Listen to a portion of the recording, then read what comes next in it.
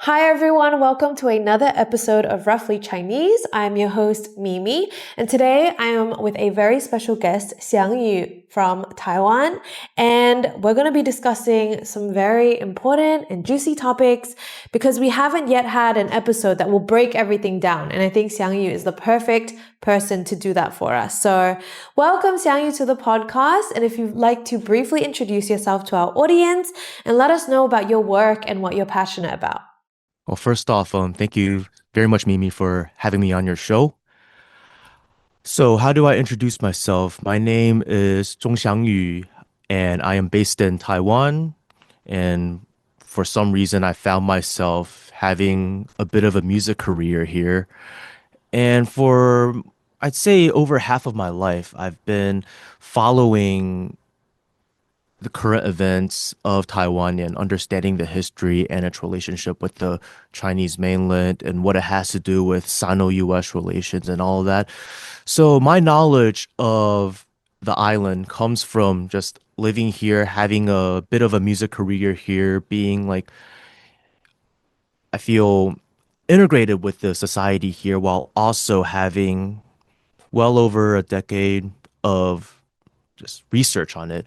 So I'd say what I'm passionate about is helping people break down the many layers of nuances and complications when it comes to understanding the Taiwan question. And in order to help people do that, I recently, well, last year, started my own podcast called Straight Talk with Xiangyu, straight as in the Taiwan Strait.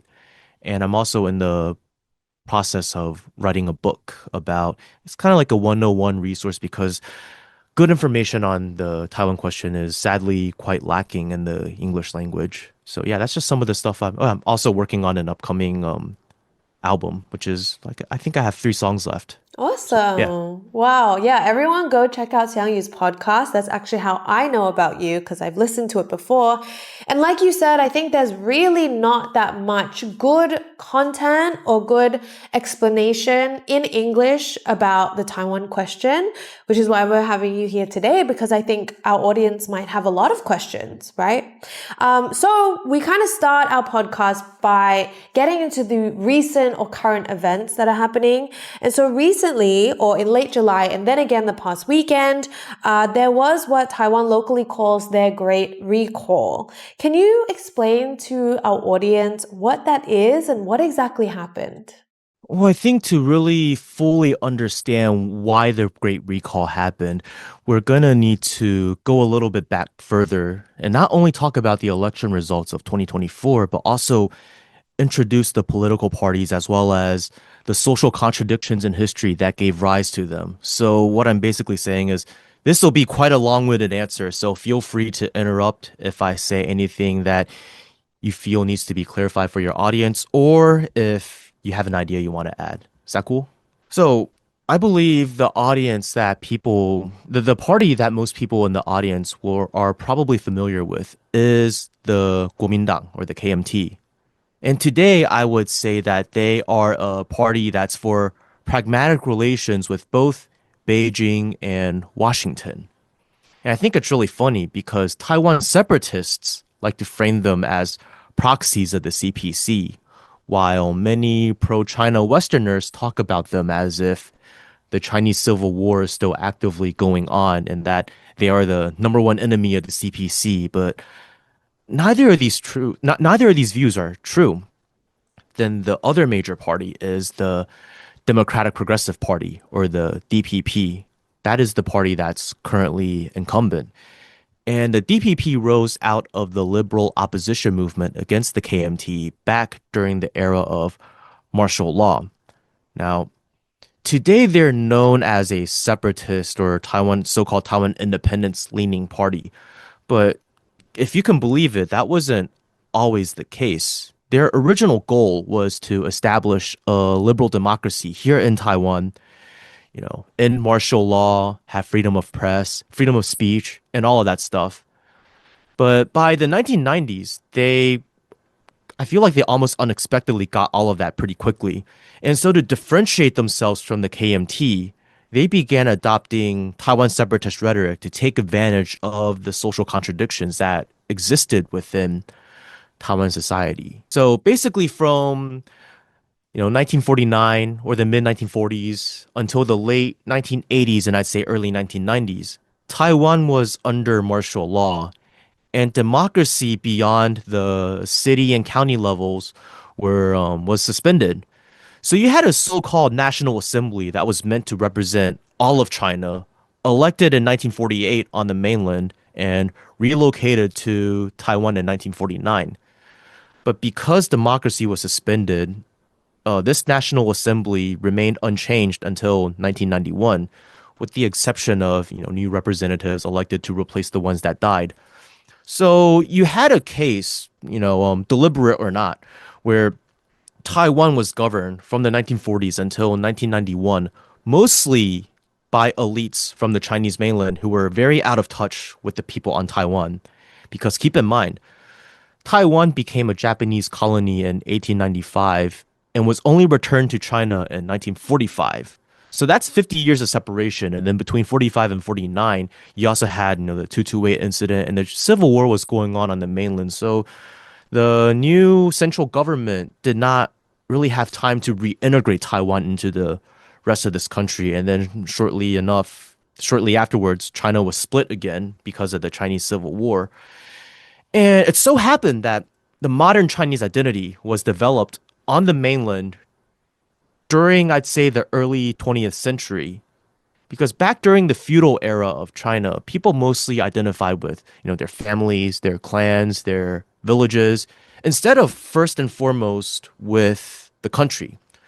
So while the DPP had legitimate grievances against the KMT, what really happened was it was a chance, the democratization was a chance for the local Taiwan elites that felt sidelined from power because of the way history played out to break the KMT's monopoly over power in Taiwan, at the highest political levels and work their way into government. Now, of course, the majority of both the locals of Taiwan as well as people who arrived to Taiwan after 1949 were poor, while the elites were in the minority of both groups. However, the locals of Taiwan, called 本省人, meaning people of this province, so basically people whose families arrived to Taiwan during the Ming and Qing dynasties and made up the majority of the population here. And of course, many of these people have grievances against the government. And so it's easy to take advantage of this situation and say, hey, look, the KMT wasn't always kind to you. It's because they're made up of outsiders that aren't from Taiwan, but we're from Taiwan and we understand you, so vote for us. And that's a huge strategy on how the DPP originally gained support. And Taiwan separatism, which I would say was once a very fringe ideology, became somewhat of a package deal with those politics to differentiate themselves from the KMT. Now, of course, over the past few decades, the DPP has done some, ideological makeovers. And starting in the 2010s, it also became the party of what people might call Western leftism. And instead of focusing too much on identity divides within the island between 本省人 and 外省人, because, frankly, the line between these groups is becoming more and more blurred. It's become more of a, we are the protectors of Taiwan against China. And notice how they're saying China and not the Chinese mainland. It's this sort of wording that's meant to subconsciously get people to think of the Chinese mainland and Taiwan not as two parts of China, but instead just two separate countries altogether. And so the DPP first gained the so-called presidency in 2000, won again in 2004. Then the KMT took power again in 2008, all the way until 2016, when the DPP once again won the so-called presidency. And this time it won both the so-called presidency as well as the majority of the legislature. However, during the 8 years of the previous leader, Tsai Ing-wen's leadership, there haven't been many policy successes. So a lot of her leadership was about getting people to, excuse my crassness, but to kind of circle jerk over Taiwan pride or whatever. So naturally, support for the DPP dwindled. But Lai Ching-te was still able to win because for two reasons. One is I feel the KMT did not put out a strong candidate. And on top of that, a new third party emerged called the Taiwan People's Party, or the TPP. This party was founded by former Taipei Mayor Ko Wen-je, and he ran as a candidate in the 2024 election. So Lai Ching-te ended up winning with 40% of the vote, while 60% was split between the TPP's Ko Wen-je and the KMT's Hou You. If we count abstentions, then Lai Ching-te actually won with less than 30% of the vote. So he's by no means a popular leader. He went into office already not popular. Now, this is where the drama begins. As for the legislature, there are 113 seats, and the DPP ended up winning 51 seats, while the KMT won 52. There's two independents that are KMT leaning. So let's just say the KMT has 54. The remaining 8 seats went to the TPP. And while 8 seats don't seem like much, because neither 51 nor 54 crossed the 50% threshold, which would be 57, that means the TPP is the tie-breaking vote. So when the KMT and DPP vote in opposite ways, that means the TPP gets to decide. Now, when this new administration, this new Lai Ching-te administration was elected, the TPP was still kind of a wild card, and it sought to remain neutral between the KMT and DPP and prove itself as a viable third party. So it didn't really want to side with either, like, off the bat. Now, the speaker of the legislature is determined by whichever party's candidate gets the most votes.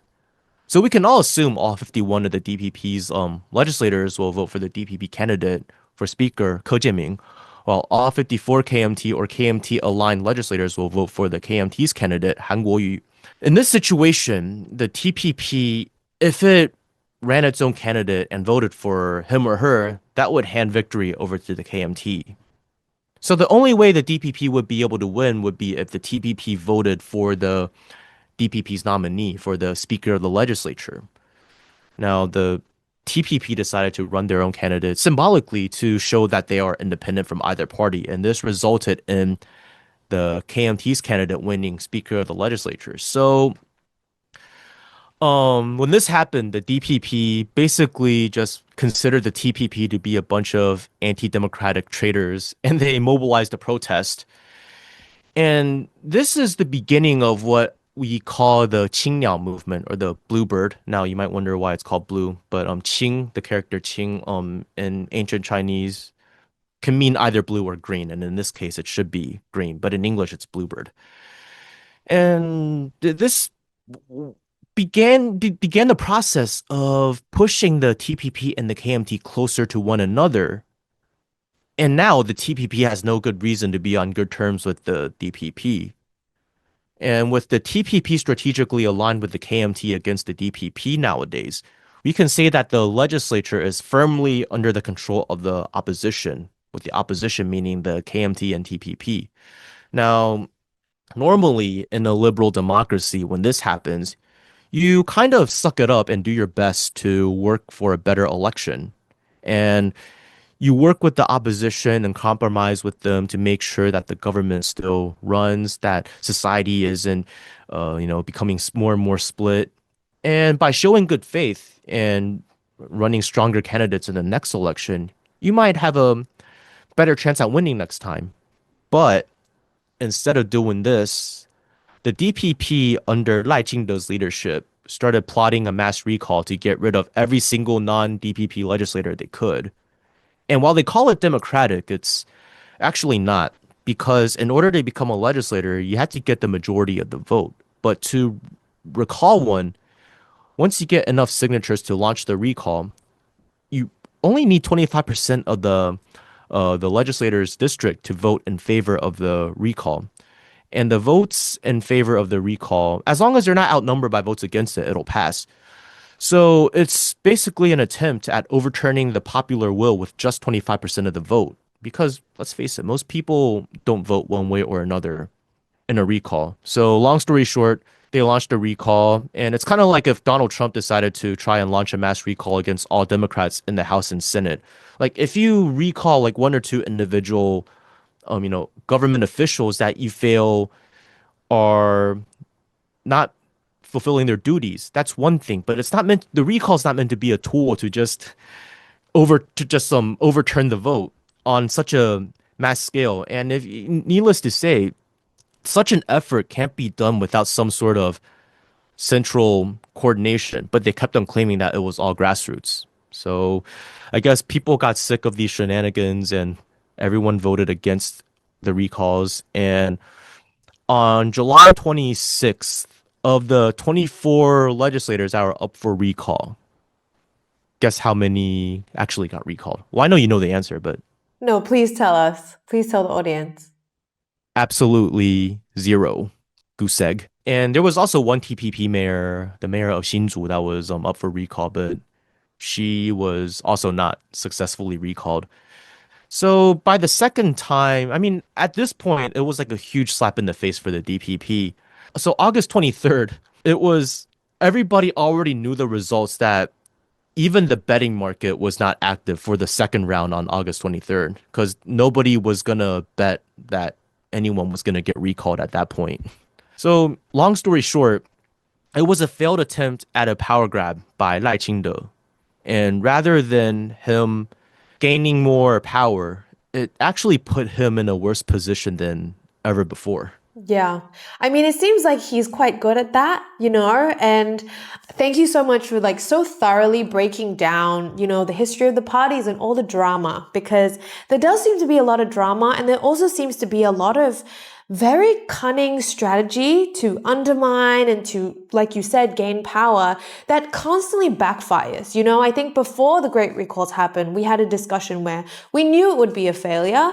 And now that it has failed so miserably, I guess my question for you is, what does this say about how the people in Taiwan province are feeling about, the situation on the ground in Taiwan? Like, what is a general disillusionment? Are people exhausted? Are people over it? Like, what is in the air right now?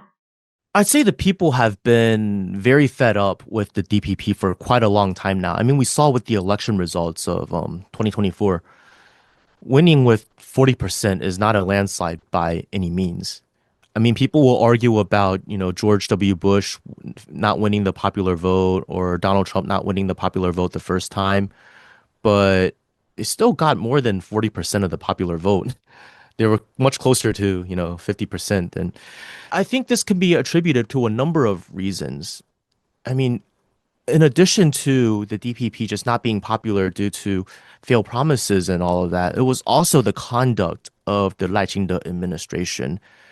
Last year, the founding chairman of the TPP, Ke Wen-je, one of the so-called presidential candidates of the 2024 election, he became one of Lai Ching-te's first targets. He was hit with charges of accepting bribes. But to this day, no cash flow evidence has been found, and the entire investigation process has been, needless to say, very questionable. And they're still not letting him out on bail. He's locked up in Tucheng prison, where the cell can get up to like over 40 degrees Celsius. I mean, this is somebody who was former so-called presidential candidate. Can you imagine in the U.S. if the outrage if, let's say, Kamala Harris were thrown in prison for charges without any evidence? I mean, if they found evidence of something, that would be one thing, but yeah, if I'm not going to get into too much detail over this case, but if you're curious, I do have an episode about it on my show. So basically, starting with that, the people saw how Lai Ching-te was willing to weaponize the media and the judiciary in an attempt to bury his opposition. Like I said, the TPP, even though they only have 8 seats, they have a very consequential role in the legislature, and it sets a precedence for how impactful a third party can be. So I think Lai Ching-te just doesn't want that wild card. And then last September, South Korean President Yoon Suk-yeol declared martial law, which was overturned within a few hours. But when martial law was declared, the DPP's legislative caucus made a post on Threads voicing support for Yoon Suk-yeol's martial law, saying, "Oh, Yeah, they did because they're saying, "Oh, we totally understand you. Your parliament's infiltrated by a bunch of North Koreans. Ours is infiltrated by a bunch of CPC agents. So we understand your pain. We can't even pass a budget without it getting slashed." By the way, this is the largest budget we've had in the history of Taiwan. So, but they're still mad that the opposition slashed some of it. I mean, that's what the opposition's allowed to do. If you don't want your budget to get slashed, then get a better election. What can I say? They're like, oh, these people are working for the Communist Party of China. So, I mean, I have definitely been following a lot of the DPP's dirty work, for the last few years, and I'm almost in disbelief at how, you know, just dirty it can be. Yeah, it's baffling, right? And I've lived in the US as well, so I know how it can be in the drama, but seeing it play out within the DPP and what they do, I wanted to ask you actually, what are some of the strategic moves over the last, I guess, decade that have been, used against the people of Taiwan? Because I also know that history books are rewritten, there's a lot of things that are used against and just to manipulate people, especially against mainland China.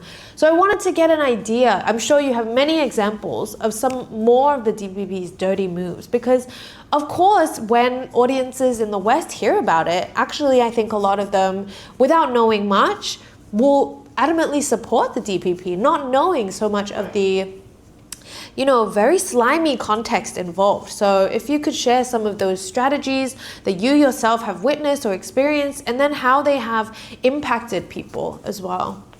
I don't know if the audience can believe me, but I have memories in the 90s in Taiwan, even in southern Taiwan, which is a DPP stronghold. Back then, you asked 10 people, even in Tainan, if whether or not they're Chinese. I'd say 8 or 9 out of 10 would say yes. So what changed? So now Taiwan's separatist ideology was fringe for the longest time. So in order for this opinion to change, like the textbooks, of course, had to be rewritten. You changed these sorts of opinions by grooming a new generation in your image. And they couldn't, because it was a fringe ideology, they couldn't be too upfront about it. So they kind of did it in a sneaky way. Back then, Taiwan history was taught as a part of Chinese history. So like when my parents were going to school, it would be like, our country's history, and they would learn the various different Chinese dynasties. They would learn about which provinces the Yangtze River passes to, what is the highest point of our country, Mount Everest, all that stuff. But then they framed it as an attempt to get people to better understand Taiwan. They're like, oh, we live in Taiwan, we should understand Taiwan. And the implication was, oh, in the past, we were only brainwashed into understanding China, but not Taiwan. So you see this sort of divide they're already forming. So used to be, so then starting in the early 2000s, the curriculum was changed. So then like you start off with like civics class or like social studies with understanding Taiwan. This is Taiwan. And then you learn like Chinese history, like the rest of Chinese history, and then world history. So it's that sort of subliminal divide. Now, later on in the 2010s, it became Taiwan history, East Asian history, and world history. So, I mean, you had your primary and like secondary education in Australia, correct? I did, yeah. Now, you would say that in elementary school, when you first started learning about, social studies and all of that, a lot of the fundamentals was basically what it means to be Australian, the origins of Australia. Now, for this episode, we're not going to get into whether or not it's right or just or whatever, but that's how it was, right? And I feel like those years are the most crucial for children to identify with these sorts of things. So the DPP really knew that. So of course they exploited it. But the effects of these policies, you don't see right away. It takes a while until this new generation grows up. And I'd say a lot of them are millennials. And by the 2010s, you really got to see a lot of people saying, oh, I am not Chinese. I am just Taiwanese. So that was part of the groundwork that they laid. And a huge part of it is because when you study the history of a place, you're not just studying this piece of land because all land is just land if is meaningless if there's no people or civilization on it, right? So in order to understand Taiwan, you need to understand the people that make up this island, whether it be the indigenous population or the early migrants from the Chinese mainland or whatever. And if you understand that the majority of the population came from the Chinese mainland and that Chinese civilization expanded, originally from the Central Plains and eventually reached to areas like Taiwan, Yunnan, the Northeast, Tibet, Xinjiang, whatever, then you can understand that Taiwan is Chinese. The people here, it is a Chinese civilization. Yes, there are different groups of people, but regardless of who invades Taiwan or temporarily sets up shop here, the people are still part of a broad Chinese civilization. The DPP is kind of revising that history and they're saying, oh, see, we were just we were ruled by this Ming rump state, Zheng Chenggong, and then the Qing took over. The Qing dynasty ruled us, and then they ceded us to the Japanese. They don't even call it Japanese occupation anymore. They call it Japanese administration. Instead of 日治时代, they call it 日治时代. And then we were passed from the Japanese to the Republic. So Taiwanese culture is equal parts. Oh, there were also the Dutch before.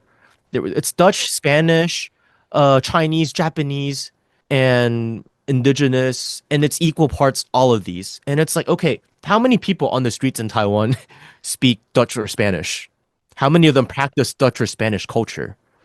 But I can guarantee you, all the people that say they're Taiwanese and not Chinese do practice Chinese culture and speak Chinese languages and all of that. So that's some part of the ideological conditioning that the DPP's been doing. Just little things like this, and telling people telling people things like, "Oh, we are part of the Democratic Alliance and we are for justice and whatever." But then they'll uphold people in countries that are basically just allied with the US and say, "Oh, it's a democracy like Taiwan, Japan, Israel, the US are all beacons of democracy. We share the same democratic aspirations. That's why we support Juan Guaido and not, Maduro or whatever." And it's really funny because, I mean, you look at Taiwan,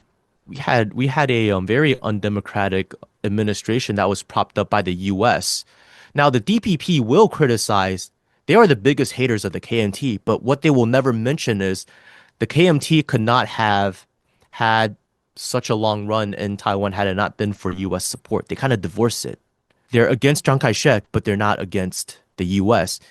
And to me, that's just that's like, why even bother if that's going to be your I position? mean, that's again just them rewriting history in a lot of ways. And I think it's very, I was trying to not be too, I don't know, reactive just now or responsive because I felt myself emotionally just feeling so frustrated at all of these, hearing about all these strategies because they feel so twisted, They really feel like they're taking a history and they're just picking and choosing what they actually want to reveal and then what they actually want to rewrite. And what that does, like you said, in terms of ideological conditioning, is extremely confusing, and it causes so much confusion and so much like uncertainty, I think, for people, hearing the ways that if you ask, in the 90s, right, as you said, people would say, oh, 9 out of 10 people would say we are Chinese. And then now the shift. What I'm always fascinated in how it comes to that point. And like you mentioned before, there's two things that came up. So the first one is how ridiculous it is that they call it the Japanese administration or whatever. Yeah. And I read your newsletter about how they're also like people are also being taught that, the Japanese colonial era wasn't that bad. It wasn't bad at all. And then also in that same breath, how, all these tactics, all these rewriting, all this manipulation, it sounds very similar to the US. And so I guess I kind of wanted to ask you then about the relationship that the DPP currently has with the US as well as Japan, and how, their aspiration to be like these quote unquote democratic countries, how is that playing out? I think the DPP has a very complicated relationship with the US at this point because, believe it or not, Donald Trump really hates Lai Ching-te.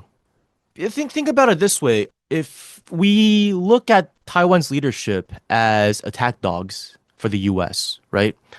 Now, does Michael Vick like it when his dogs go and attacks the dogs he wants them to attack and win some money? He does.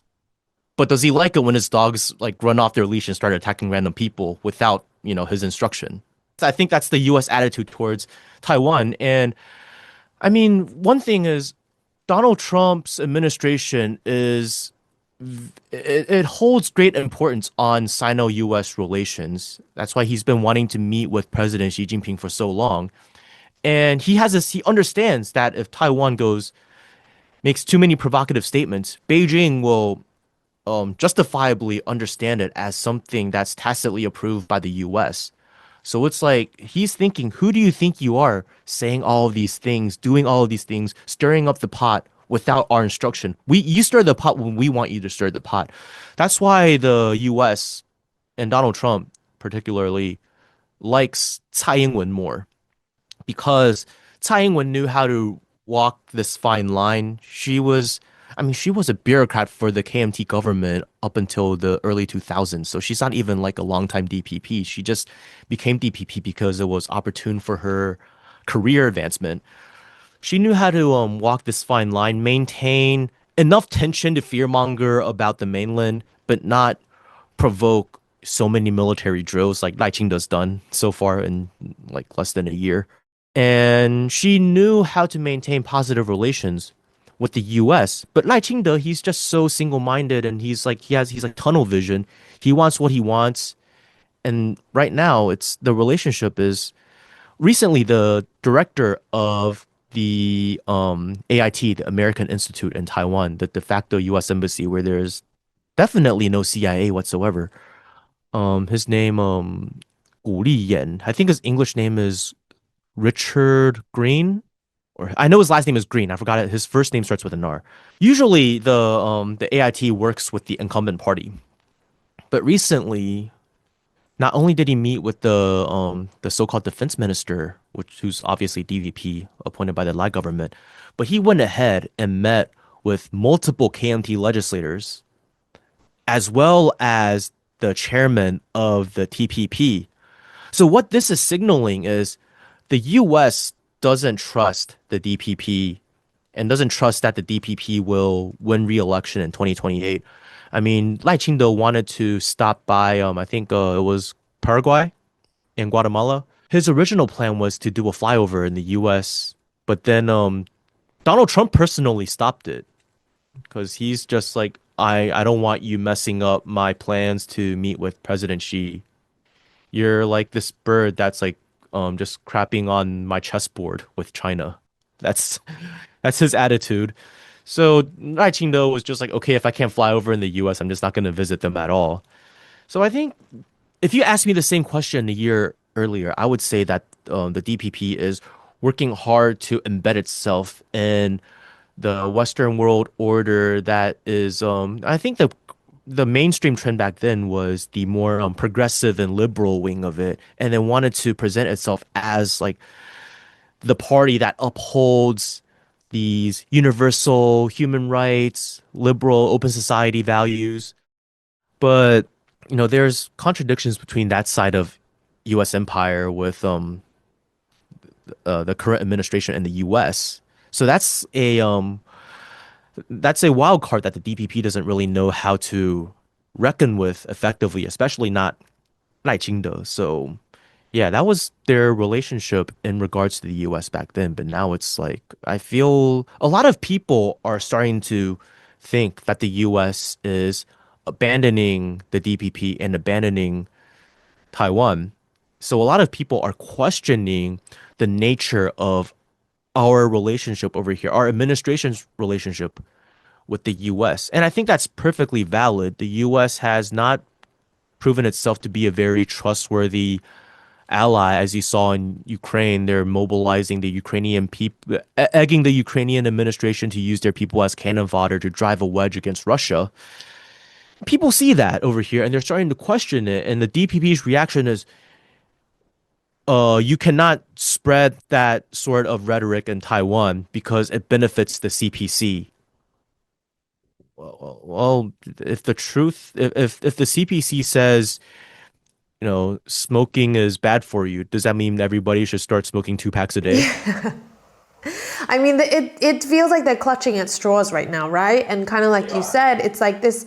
I mean, whatever Lai Ching-te is doing, it's very much self-destructive in its own way. And I actually feel like mainland China doesn't have to do anything. Mainland China is kind of just sitting back, and Lai Ching-te is kind of driving it into the ground, or driving the DPP into the ground and itself into the ground. But yeah, like you said before, and I think one of my biggest questions is always about how the people are responding, how there's a shift in, perspective. And so now what would you say is the general idea around reunification in mainland China with the people? Because it does seem like people are really questioning, right? Like, is the US a trustworthy ally? Clearly not. Is the DP a trustworthy party? Clearly not. And so when all these questions start to arise, it beckons to ask then what are the answers to these questions? I mean, I think similar in the US, with everything that's happening, especially in Gaza, and the way that the US has been funding the genocide of Palestinian people, people are now, I mean, I think that was the pivotal moment where people asked, wait, what? Is anything we know about the US true about the way they uphold democracy or human rights? How can they call themselves a representative of that? And so these questions start to arise, right? So I think this is similar with the so-called Taiwanese separatist movement. How are people kind of reacting to that now? Are people asking these questions?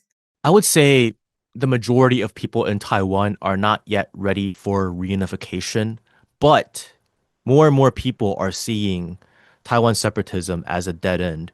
And they see it as a dead end that is more harmful to the interests of the people on the island than beneficial. You look at Lai Ching-te, he's an ideologue who places his Taiwan separatist ideology above doing what's right for the government to uplift the people. Now, is Lai Ching-te a separatist to the point where he's actually going to do it? I don't believe so, because he understands that, well, first off, the US will not let him do it. And second, he's not going to win an ensuing war. But he still wants to sell that ideology within the island and be a representative of that sort of voice. Now, as I mentioned earlier, a huge part of Taiwan separatism becoming a popular ideology in Taiwan required this generation-long effort to divorce the people from thinking themselves as Chinese. And part of that was to divorce Taiwan history, understanding Taiwan from understanding the rest of China. So I think the first step, and I see that this is already happening, is people are willing and want to start understanding the Chinese mainland again after realizing how much they've been lied to by this administration.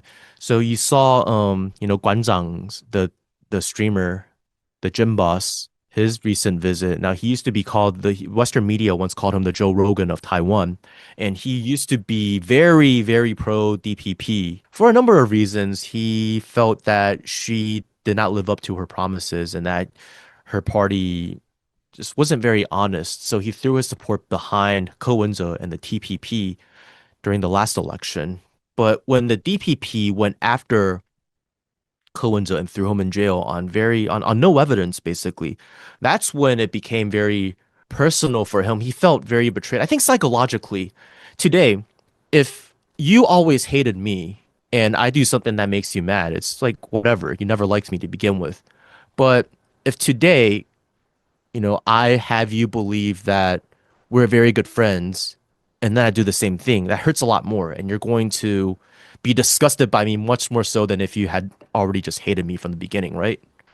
Absolutely. The latest development was the gym boss, Guan Zhang. the biggest streamer in Taiwan, who was once referred to by US media as the Joe Rogan of Taiwan. He used to be very pro DPP, very. Oh, actually, I remember where we cut off. It was when I was talking about how if I betray you, the feeling would be more negative, right? Yeah.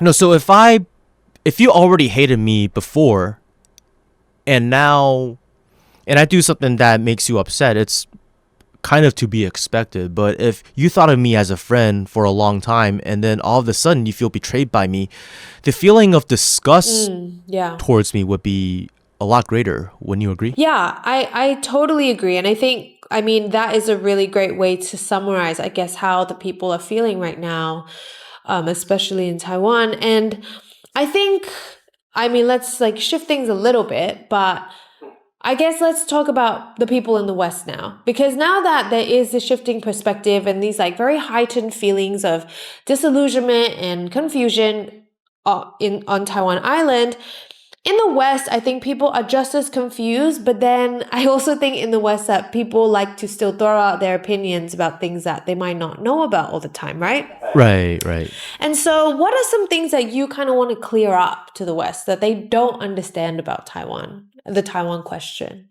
I think this is something that both the pro and anti-China side is guilty of, which is they understand Taiwan solely through the context of the Chinese Civil War, and their understanding begins and ends in 1949. To give an example, you have people who think Taiwan is majority Han because of the 1949 exodus from the mainland, and you have people believing that the KMT carried out some sort of genocide against the indigenous people of Taiwan because they'll read up about stuff like the 228 incident from pro-DPP sources, but they don't understand the complicated history and they take everything at face value. For example, the DPP likes to frame the 228 incident as a case of mainlanders coming to Taiwan to slaughter Benshengren, so the locals of Taiwan whose families have been on the island for many generations. Also Han, by the way, not indigenous. And this, in and of itself, is a very skewed and incomplete understanding of the 228 incident, which you can learn more about on my show.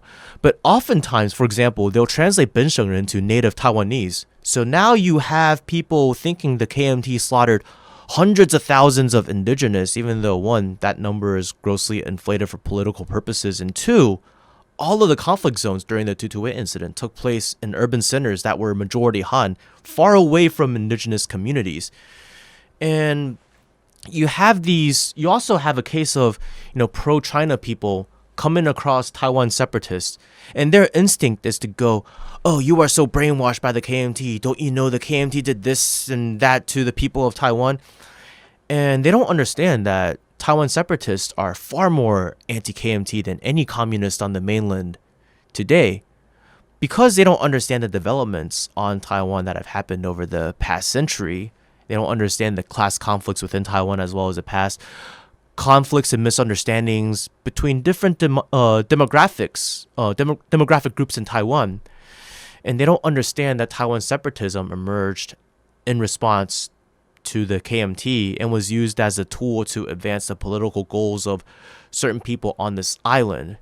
Now, so I think a lot of it is just we need to take a step back and relearn a lot of the history, learn the facts, ask more questions than opinions that before voicing too many opinions.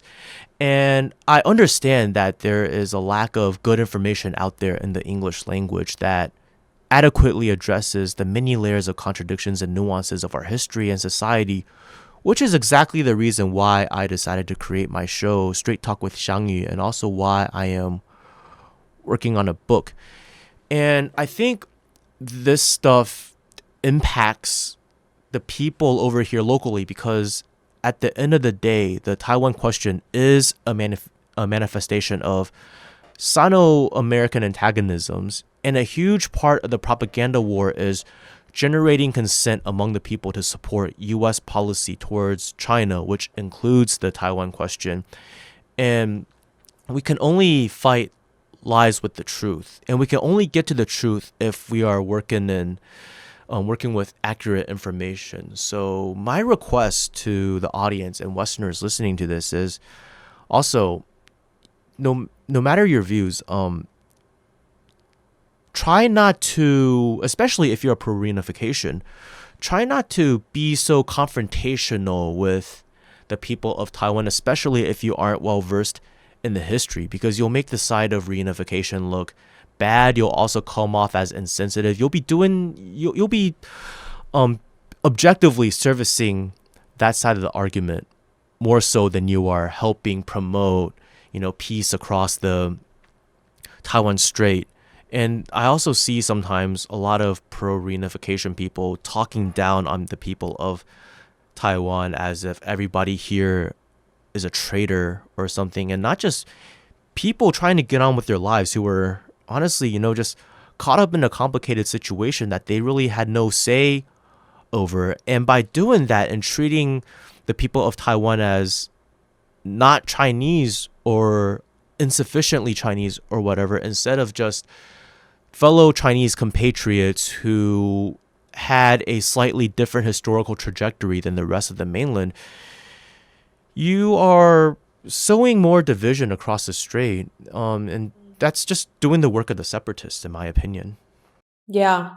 I mean, I think this is a really amazing and poignant way to kind of like wrap up the podcast. And I just wanted to say, I agree with everything that you said, and I think in China, having lived here now for a while, I just think that what I see on the mainland, I see a lot of videos online. I see like Xiaohongshu, and I see a lot of people, like local netizens, inviting people in Taiwan to come to mainland to just see it for themselves and to enjoy and to experience it and to learn about each other.